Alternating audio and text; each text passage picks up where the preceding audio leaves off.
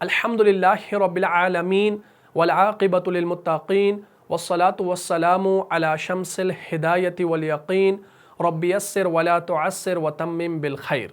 अस्सलामु अलैकुम वरहमतुल्लाहि वबरकातुहू। प्यारे अज़ीज़ों, उम्मीद करता हूँ आप सब लोग खैर वाफ़ियत से होंगे। जैसा कि आप लोग जानते हैं कि पिछली वाली क्लास में हमने मीम साकिन के अहकाम के बारे में पढ़ा। मुझे उम्मीद है आपने पिछली वाली क्लास को अच्छे से देखा होगा और समझा भी होगा। अगर अभी तक आप में से किसी ने उस क्लास को नहीं देखा है तो यहाँ पर जो आई का बटन शो हो रहा है इस पर आप क्लिक कीजिए और उस वीडियो को शुरू से लेकर आखिर तक देख लीजिए और सवाब की नीयत से वीडियो को ज़्यादा से ज़्यादा शेयर भी कीजिए। तो आज का जो हमारा टॉपिक है वो है नून मुशद्दद और मीम मुशद्दद का बयान। तो सबसे पहले आप अपनी कॉपी पर इस टॉपिक की हेडिंग को नोट कर लीजिए। आज की क्लास में हम इंशाअल्लाह नून मुशद्दद और मीम मुशद्दद के बारे में पढ़ने वाले हैं। लेकिन एक बात का ख्याल रहे कि ये टॉपिक आपको तब तक समझ में नहीं आएगा जब तक ना आप सिफ़ते गुन्ना को समझ लो। आपने सबसे पहले सिफ़ते गुन्ना को समझना होगा और सिफ़ते गुन्ना की जो अक़साम है उनको भी आपने समझना होगा, तब जाकर आपको नून मुशद्दद और मीम मुशद्दद समझ में आ जाएगा। यानी आज का ये टॉपिक तब जाकर आपको समझ में आ जाएगा। तो इस हवाले से आप याद रखें कि सिफ़ात लाज़िमा मुनफरिदा 7 हैं। सिफ़ात लाज़िमा मुनफरिदा कितने हैं? 7 हैं, यानी 7 हैं। ठीक है जी, इसको आप साफ साफ अपनी कॉपी पर नोट करें। सिफ़ात लाज़िमा मुनफरिदा 7 हैं, जिनमें एक सिफत सिफत गुन्ना है। जिनमें से एक सिफत क्या है? सिफत गुन्ना है। और ये गुन्ना की सिफत आपने इससे पहले भी पढ़ी है जब हमने नून साकिन और तनवीन के अहकाम पढ़े ना, यानी इदगाम पढ़ा, इख्फा पढ़ा, इक़लाब पढ़ा और पिछली क्लास में मीम साकिन के अहकाम पढ़े, इख्फा शफ़ी, इदगाम शफ़ी वगैरह वगैरह। तो मैंने आपको गुन्ना जो है ना साथ साथ समझा लिया था। लेकिन इस टॉपिक को खासकर समझने के लिए सिफ़त गुन्ना का समझना ज़रूरी है और गुन्ना की जो 2 अक़साम हैं उनको भी समझना ज़रूरी है। अब गुन्ना का मखरज कहाँ से है? आपने मखारिज सीरीज़ के अंदर पढ़ा होगा। गुन्ना का मखरज जो है वो खेशूम से है, यानी जो नाक का बांसा होता है ना वहाँ से इसका मखरज है। बात यहाँ तक क्लियर होगी। जैसे हम पढ़ते हैं ना हमज़ा मीम ज़बर अम, तो अम का जो मीम है ना इसमें क्या हो रहा है? अम, तो एक बिन बिनाहट है, तो ये गुन्ना कहलाता है। ठीक है जी। अच्छा, उसके बाद आप याद रखें कि जिन हरूफ में सिफ़त गुन्ना है, जिन हरूफ में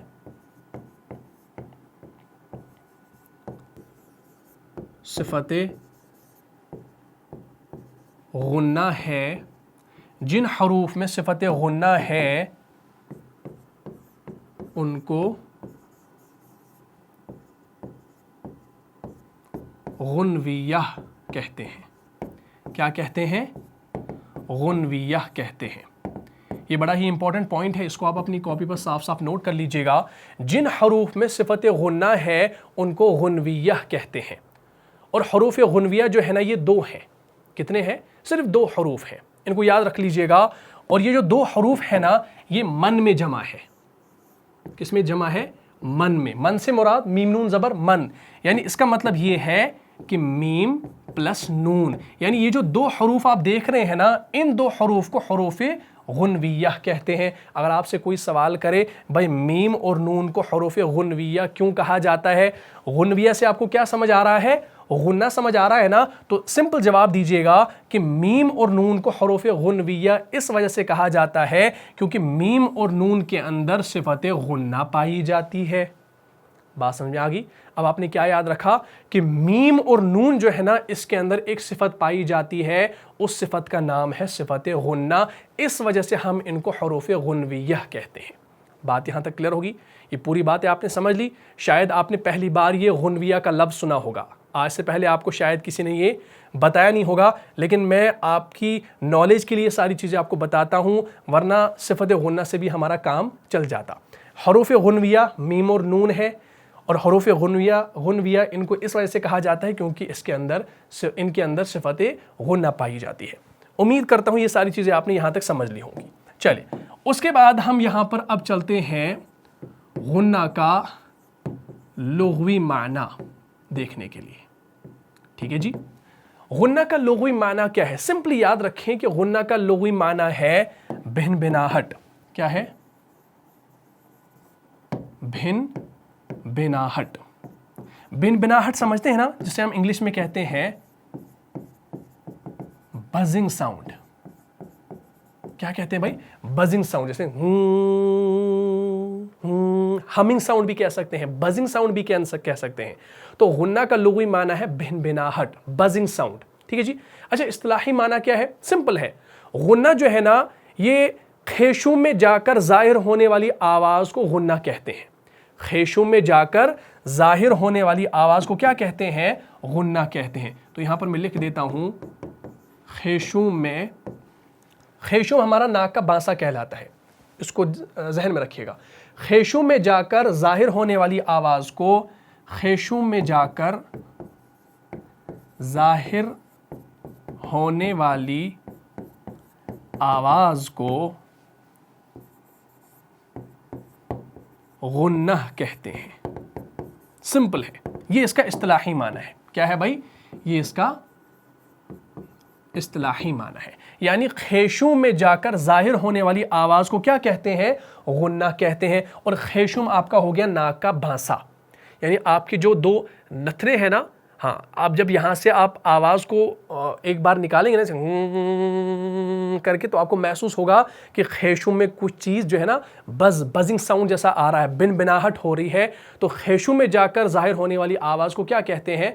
गुन्ना कहते हैं। यानी जो नाक के बांसे से जो निकलती है उसको हम गुन्ना कहते हैं। बात यहाँ तक पूरी समझ में आ गई? चलिए भाई, ये स्टेप भी आपने समझ लिया, इसको मैं मिटा देता हूँ, ये समझने की ज़रूरत नहीं है, ऑलरेडी आपने ये पहले समझा हुआ है। लेकिन अब हम यहाँ पर जानेंगे कि गुन्ना की अक़साम कौन सी हैं। तो हम यहाँ पर लिखेंगे गुन्ना की अक़साम। तो इस हवाले से आप याद रखें कि गुन्ना की दो किस्में हैं। गुन्ना की दो किस्में हैं। पहली किस्म जिसे कहा जाता है गुन्ना-ए आनी, और दूसरी किस्म जिसे कहा जाता है गुन्ना-ए ज़मानी। अब आपने इन दो किस्मों को समझना है और इंशाअल्लाह इसी के साथ हमारा ये टॉपिक क्लियर हो जाएगा। गुन्ना-ए आनी को पहले समझ लेते हैं कि गुन्ना-ए आनी किसे कहा जाता है। तो इस हवाले से याद रखें कि गुन्ना-ए आनी जो है ना, ये मीम और नून की सिफत लाजिमा है। गुन्ना-ए आनी जो है ये नून और मीम की क्या है? सिफत लाजिमा है। मैं किसकी बात कर रहा हूँ? गुन्ना-ए आनी की बात कर रहा हूँ। गुन्ना-ए आनी जो है ये मीम और नून की सिफत लाजिमा है। और गुन्ना-ए आनी की जो मिक़दार होती है ना, ये बहुत ही खफीफ होती है, बहुत ही लतीफ़ होती है। इसको भी आप लिख सकते हैं कि इसकी मिक़दार बहुत ही खफीफ और लतीफ़ होती है। यानी आसान लफ्ज़ों में अगर याद रखो कि गुन्ना-ए आनी की कोई मिक़दार नहीं होती, इसको फ़ौरन जो है ना अदा किया जाता है, इसको ज़्यादा खींचा नहीं जाता है। यानी जो मीम और नून के साथ ही अदा हो जाती है, तभी हम कहते हैं कि इसकी मिक़दार बहुत ही खफीफ और लतीफ़ होती है। यानी जो मीम और नून के साथ ही अदा हो जाती है, फ़ौरन अदा हो जाती है। यानी ये गुन्ना जो है ना, ये नून और मीम बग़ैर तशदीद के अंदर पाया जाता है। हाँ, अब गुन्ना-ए आनी और गुन्ना-ए ज़मानी में जो मेजर जो फ़र्क होगा ना, मेजर जो डिफरेंस पैदा होगी ना, वो किस वजह से होगी कि इसमें आपका जो मीम और नून होता है ना, वो आपका बग़ैर तशदीद के होता है, उसमें कोई तशदीद नहीं होती। जो मीम और जो नून कुरान में मुतहर्रिक आया है, बिना तशदीद के, शद के बग़ैर आया है, उसमें जो गुन्ना होता है, उस गुन्ना को गुन्ना-ए आनी कहा जाता है। और उसकी मिक़दार बहुत ही खफीफ, बहुत ही लतीफ़ होती है, वो फ़ौरन अदा हो जाता है। जिस तरीक़े से हम देखते हैं, जैसे मिनल्लाह, मिनल्लाह। अब यहाँ पर आप देख सकते हैं कि ये जो नून है ना, इस नून के ऊपर क्या है? ज़बर है। हम क्या पढ़ते हैं? मिनल्लाह, मिनल्लाह। तो क्या हम इस नून पर थोड़ा सा रुकते हैं, इसको खींचते हैं? मिनल्लाह ऐसे तो नहीं पढ़ते, वरना तो नून शद वाला बन जाएगा, नून मुशद्दद बन जाएगा। तो हम पढ़ते हैं मिनल्लाह। या हम कहीं पर देखते हैं वमा, मीम के ऊपर ज़बर होती है, तो हम पढ़ते हैं वमा। हम ऐसे नहीं पढ़ते हैं वमा। تو اس نون متحرک، اس میم متحرک بنا تشدید والے پر جو ہم غنہ اپلائی کرتے ہیں وہ غنہ آنی کہلاتا ہے، کیونکہ نون اور میم کے اندر آلریڈی ایک صفت جو ہوتی ہے نا وہ ان بلٹ ہوتی ہے، اس صفت کو غنہ کہا جاتا ہے۔ لیکن اب یہاں پر دو قسمیں جو آپ کی غنہ کی ہے، غنہ آنی اور غنہ زمانی۔ سمپل یاد رکھیں کہ غنہ آنی ہر وہ میم، ہر وہ نون ہوگا جو تشدید کے بغیر ہوگا، یعنی یہ نون آپ کا زبر زیر پیش کے ساتھ ہوگا، یہ میم آپ کا زبر زیر پیش کے ساتھ ہوگا، لیکن تشدید کے ساتھ نہیں ہوگا۔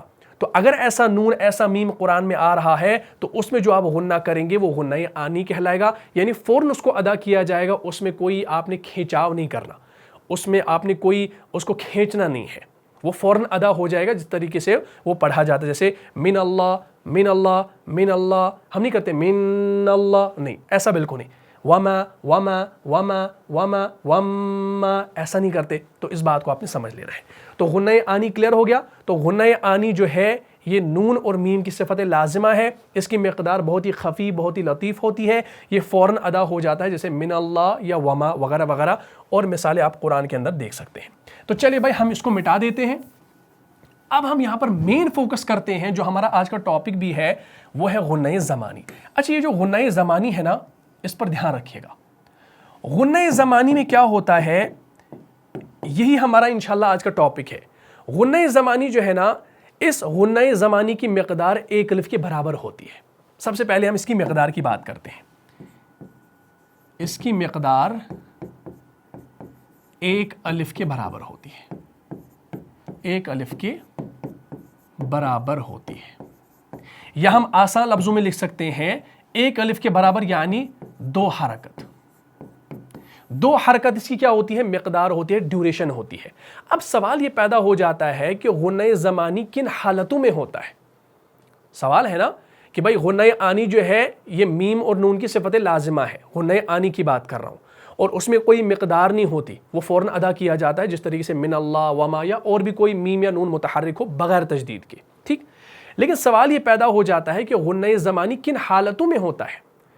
تو اس کی 8 حالتیں ہیں، لیکن ہم یہاں پر جو ٹاپک پڑھ رہے ہیں وہ ہے نون اور میم مشدد کا، اور ان حالتوں میں ایک حالت نون اور میم مشدد بھی ہے۔ تو اب آپ ایزیلی اس بات کو سمجھ پائیں گے کہ نون مشدد اور میم مشدد کا حکم یہ ہے کہ ان دونوں کو ہمیشہ غنہ کے ساتھ پڑھا جائے گا، اور ان میں جو غنہ ہوگا وہ آپ کا غنہ زمانی کہلائے گا۔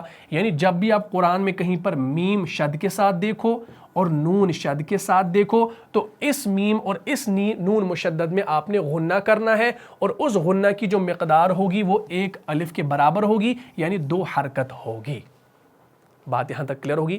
غنہ آنی اور غنہ زمانی آپ نے سمجھ لیا ہوگا، ٹھیک ہے جی۔ تو اب میں انشاءاللہ آپ کو مثالیں دینے لگا ہوں، اور جو باقی آپ دیکھیں گے جو باقی حالتیں ہیں وہ بھی انشاءاللہ میں آپ کو آخر میں بتاؤں گا، لیکن سب سے پہلے میم اور نون کی مثالوں کو ہم قرآن سے دیکھ لیتے ہیں۔ جیسے سورہ بقرہ ہے، سورہ بقرہ کی آیت نمبر 20 پہ جب آپ پہنچتے ہیں تو آپ کو وہاں پر ملتا ہے اعوذ باللہ من الشیطان الرجیم یکاد البرق یخطف ابصارہم کلما اضاء لہم مشوا فیہ۔ اب دیکھیے مشوا فیہ میں میم مشدد ہے، ٹھیک، وہاں پر بھی آپ کا کیا ہو رہا ہے، غنہ ہو رہا ہے، لیکن ہم نون کی دیکھ رہے ہیں، نون کی مثال دیکھ رہے ہیں، تو آگے پھر چلیں گے مشوا فیہ وَإِذَا أَظْلَمَ عَلَيْهِمْ قَامُوا وَلَوْ شَاءَ اللَّهُ لَذَهَبَ بِسَمْعِهِمْ وَأَبْصَارِهِمْ ان اللہ علی کل شیء قدیر۔ تو ان جو آگے ہے نا یہاں پر، اس ان میں کیا ہو رہا ہے، اس ان میں غنہ زمانی ہو رہا ہے۔ دیکھیے اگر میں اب آپ سے پوچھوں نون مشدد ہے بھائی، کیا اس میں غنہ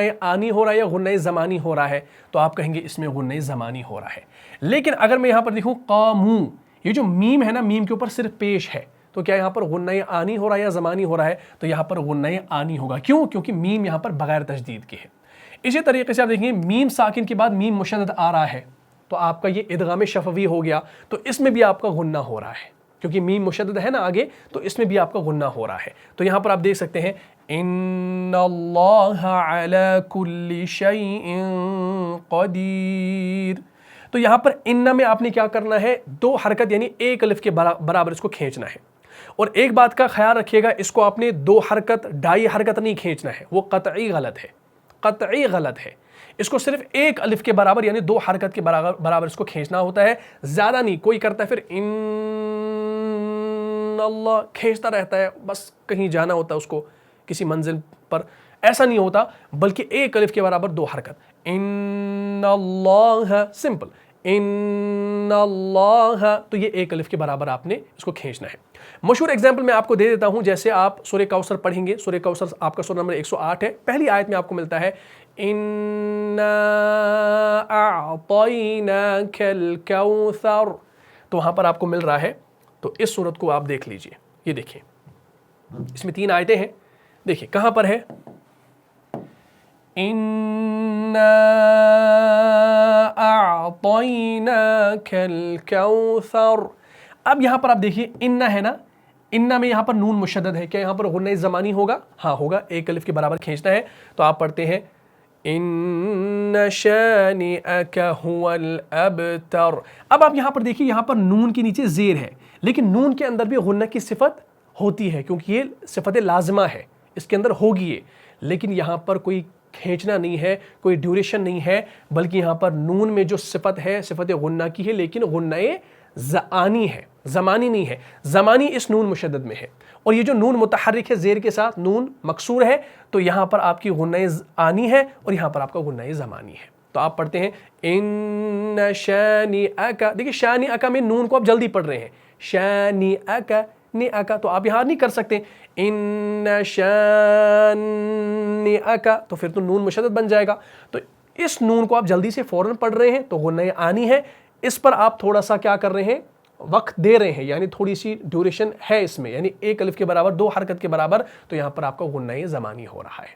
اسی طریقے سے سورہ قاریہ ہے. سورہ قاریہ آپ کا سورہ نمبر 101 ہے, اور آیت نمبر 6 پر جب آپ پہنچتے ہیں تو آپ وہاں پر دیکھتے ہیں. ٹھیک, القارعۃ ما القارعۃ وما ادراک ما القارعۃ یوم یکون الناس. اب دیکھیے, ہاں یوم یکون, اس میں نون مشدد ہے تو یہاں پر غنہ زمانی ہوگا. کالفراش المبثوث وتكون الجبال كالعهن المنفوش. پھر آپ دیکھیے فَأَمَّا مَن ثَقُلَتْ مَوَازِينُهُ, تو یہاں پر فَأَمَّا میں کیا ہوا, میم مشدد ہے تو یہاں پر غنہ زمانی ہوا. ٹھیک, پھر آپ آگے دیکھیے گا, ہاں فَهُوَ فِي عِيشَةٍ رَاضِيَةٍ وَأَمَّا مَن. اب یہاں پر دیکھیے, یہاں پر پھر سے میم مشدد آ گیا تو غنہ زمانی. پھر آپ دیکھیے من خفت موازینہ, پھر آپ دیکھیے فَأُمُّهُ هَاوِيَةٌ, تو میم مشدد پھر سے آ گیا تو غنہ زمانی ہو گیا. وَمَا أَدْرَاكَ مَا هِيَ. اب دیکھیے یہاں پر وما جو ہے نا, اس میم میں بھی آپ کا غنہ ہو رہا ہے, لیکن غنہ آنی فوراً ادا ہو رہا ہے, کوئی کھینچنا نہیں ہے. وَمَا أَدْرَاكَ مَا هِيَ نَارٌ حَامِيَةٌ, تو میم کے نیچے زیر ہے تو فوراً سے یہ ادا ہو رہا ہے. بات سمجھ میں آ گئی نا؟ ہاں, تو غنہ آنی اور غنہ زمانی میں آپ نے فرق کرنا ہے جو میں نے آپ کو بتایا ہے. اسی طریقے سے سورہ فتح ہے. سورہ فتح جو ہے یہ آپ کا سورہ نمبر 48 ہے اور آیت نمبر 29, نبی علیہ السلام کا نام ہے. شروع میں ہی آ رہا ہے محمد رسول اللہ, محمد, تو محمد صلی اللہ علیہ وآلہ وسلم, اس نام میں ہی آپ دیکھیں گے میم مشدد ہے نا.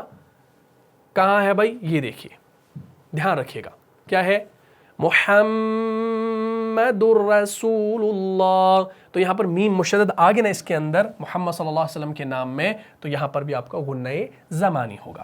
پھر آپ دیکھیے اس آیت کے اندر اور بھی کہیں پر میم ہوگا, جیسے یہاں پر دیکھیے وجوہہم, یہاں پر میم ساکن کے بعد میم مشدد تو ادغام شفی ہو رہا ہے, تو ادغام شفی میں بھی آپ کا غنہ زمانی ہو رہا ہے. ٹھیک, اسی طریقے سے آپ دیکھیں گے اور بھی کہیں جگہ آپ کو ملے گا, جیسے یہاں منہم مغفرہ, میم ساکن کے بعد میم مشدد تو ادغام شفی ہو رہا ہے, تو اس صورت میں بھی آپ کا کیا ہو رہا ہے, ہاں اس صورت میں بھی آپ کا غنہ زمانی ہو رہا ہے. جیسا کہ میں نے ابھی آپ سے کہا کہ کن حالتوں میں جو ہے غنہ زمانی ہوگا, وہ 8 حالتیں ہیں, اور ان 8 حالتوں میں ایک حالت کیا ہے, میم مشدد اور نون مشدد. ٹھیک, نون مشدد کہیں پر آ جائے یا میم مشدد کہیں پر آ جائے تو اس صورت میں آپ کا کیا ہوگا, غنہ کیا ہوگا, غنہ زمانی ہوگا. اور مزید حالتیں جیسے آپ دیکھیں گے اخفا حقیقی ہے, اخفا حقیقی میں بھی وہاں پر بھی غنہ زمانی ہوتا ہے, جیسے سورہ بقرہ کی آیت نمبر 195 میں ہے وَأَنفِقُوا فِي سَبِيلِ اللَّهِ, تو وہاں پر انفقوا ہے ایسے,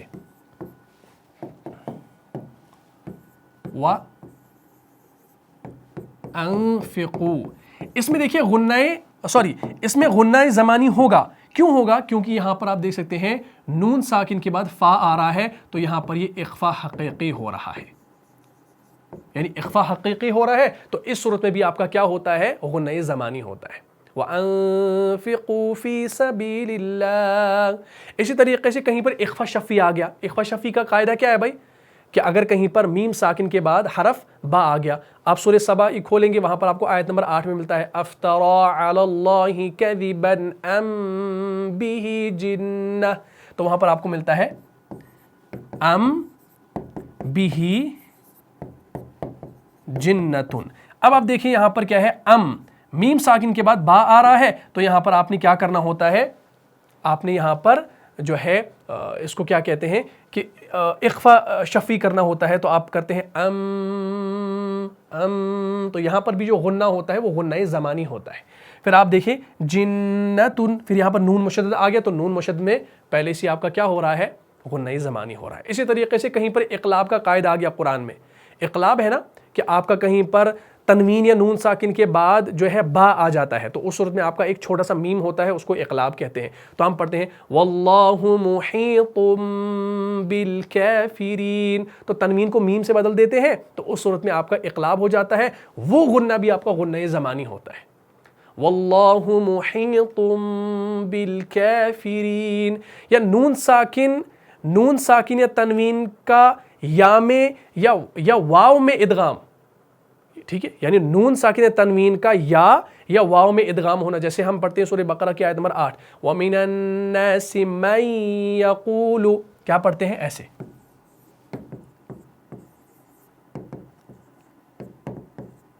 من یقول. نون ساکن کے بعد یا آ رہا ہے تو اس صورت میں بھی آپ کا غنّہ زمانی ہوگا. وَمِنَ النَّاسِ مَن يَقُولُ. بات سمجھ میں آ گئی؟ اسی طریقے سے نون ساکن تنوین کا نون یا میم میں ادغام ہونا، جیسے سورہ نازعات میں ہے آیت نمبر 11 میں أَإِذَا كُنَّا عِظَامًا نَخِرَةً. تو وہاں پر تنوین کے بعد نون آ رہا ہے، ٹھیک، ایسے أَإِذَا كُنَّا عِظَامًا، ایسے عِظَامًا نَخِرَةً، ایسے ہے نا. تو یہاں پر تنوین کے بعد آپ کا نون مشدد آ رہا ہے تو یہاں پر آپ کا کیا ہوگا؟ یہاں پر بھی آپ کا غنّہ زمانی ہوگا. اسی طریقے سے میم ساکن کا ادغام ہو گیا کہیں پر، یعنی میم ساکن کے بعد میم مشدد آ گیا، جیسے ہم نے ابھی مثالیں دیکھی یہاں پر میم ساکن کے بعد میم مشدد آ گیا تو اس صورت میں بھی آپ کا کیا ہو رہا ہے؟ غنّہ زمانی ہو رہا ہے، ٹھیک ہے نا. لیکن ایک بات آپ نے دوبارہ سے میں بتا رہا ہوں، یاد رکھیے گا کہ غنّہ کو 2.5 الف کھینچنا قطعی غلط ہے، لہٰذا احتیاط ضروری ہے. 1 الف کے برابر یعنی 2 حرکت کے برابر اس کو کھینچنا چاہیے. تو الحمدللہ ہم نے آج نون مشدد اور میم مشدد کے بارے میں پڑھا، آپ نے صفت غنّہ کے بارے میں سمجھا اور غنّہ کی جو اقسام ہے، یعنی جو غنّہ آنی ہے اور غنّہ زمانی ہے، الحمدللہ آپ نے ان تمام اقسام کو اچھے طریقے سے مثالوں کے ساتھ سمجھ لیا، اور جو باقی احکام ہیں غنّہ زمانی کے وہ بھی آپ نے الحمدللہ سمجھ لیے. تو امید کرتا ہوں پورا ٹاپک آپ کو سمجھ میں آ گیا ہوگا. اگر آپ کو اس کلاس سے فائدہ ہوا ہے تو اپنے دینی بھائیوں اور بہنوں میں اس کلاس میں شیئر کر دیجیے گا. ملتا ہوں انشاءاللہ نیکسٹ ایپیسوڈ میں، تب تک کے لیے آپ خوش رہیں، سلامت رہیں، امن و حفاظت میں رہیں. السلام علیکم ورحمۃ اللہ وبرکاتہ. جان جان سے بھی پیارا ہے، جان سے بھی پیارا ہے، رہنما مصطفیٰ ہمارا ہے، رہنما.